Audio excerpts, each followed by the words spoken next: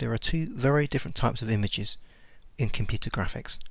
The first type, like this, is technically known as a bitmap image, so called because lots of little bits of data are mapped together in the right order. As you might know already, these are known as pixels, and you can see that this image, which whilst in reality is a llama, when you zoom in far enough you can see it's simply made of these tiny squares known as pixels. So that kind of image, a bitmap image technically, JPEG, TIFF, those kind of files, perfect for photographs. On the other hand, when you come to something like a logo, like this in Illustrator, you can see this is lovely and crisp. This doesn't actually use pixels at all. It uses these things called anchor points, which define a shape mathematically. What that means is, when you make these things larger, there's no loss in quality.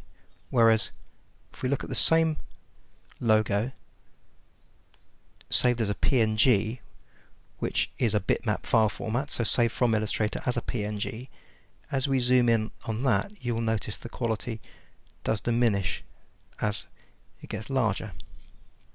So this means that if you were to grab a logo from your website that looks fine on your website and try and get it to print, it would look more like the one I've got here, the one that I've got there.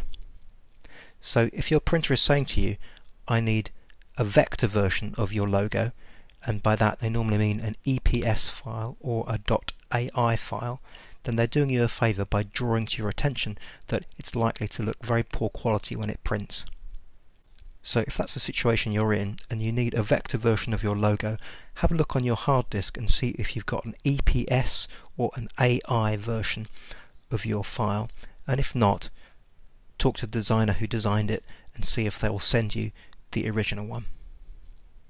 For more information about things that can go wrong in print and how you might try and resolve them, look at Designtuitive's Preparing InDesign Files for Print ebook.